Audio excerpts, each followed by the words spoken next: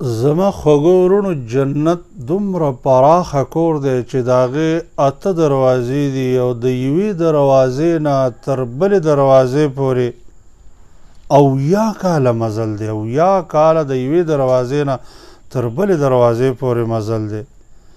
څنګه چې امام طبراني رحمه الله په صحیح سند باندې روایت نقل کړی دی د لقیط ابن الصبر رضی الله تعالی عنه نه.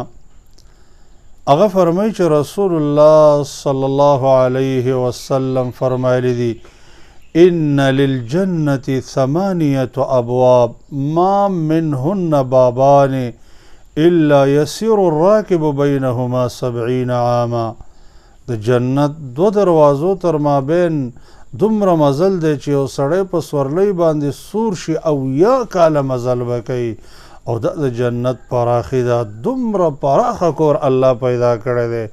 رب العالمین موږ د دې کور مستحق وګرځئ.